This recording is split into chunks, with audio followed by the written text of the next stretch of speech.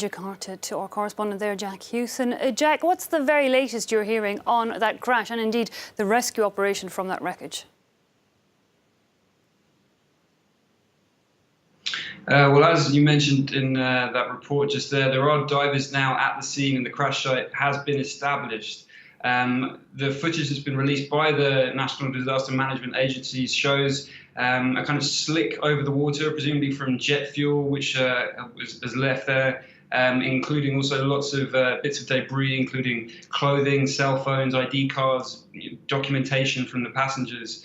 There's every indication that the plane hit the water at very high speed, and it would seem it's unlikely that there will be any survivors. What we know about what happened to the plane, the flight in the early stages of its flight, it rose to 1,500 meters and then lost altitude before rising briefly again. It then appeared to just fall out of the sky, essentially about 13 minutes into its flight after leaving Jakarta. Excuse me. The pilot requested a return to the airport shortly before the crash. So that would suggest perhaps there was some sort of mechanical error or something in that regard, but we really don't know. And what's also more confusing in that regard is that the plane was brand new. It had only been in service for 2 months. So it's very difficult to assess what could have gone wrong with such a brand new plane. But obviously, investigators are at the beginning of that journey to find out. Meanwhile, Jack, give us a broader idea of what is Indonesia's aviation security record, notably more about this airline carrier Lion Air, which I believe is quite sizable there and relatively new.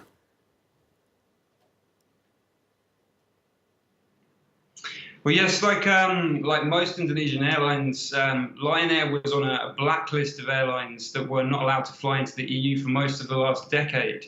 However, that blacklisting was lifted in 2016 after improvements in safety standards in general in Indonesia. However, today's incident obviously is likely to call that decision into question.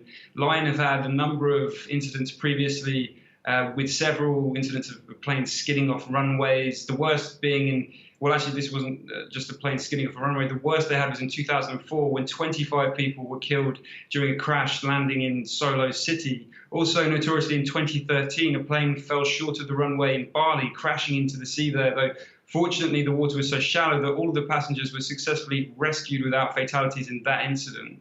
In recent years, as I mentioned, safety standards have improved, but obviously the events of today are going to put a question mark over their name. And if survivors aren't found from this crash, which looks likely, this will be the second worst incident in Indonesian aviation history after a Garuda Indonesia airline crash in 1997 that killed 214 people. So many questions for investigators to be answering right now. OK, well, Jack, for now, we'll leave it there. Thanks indeed, Jack Hewson, there reporting.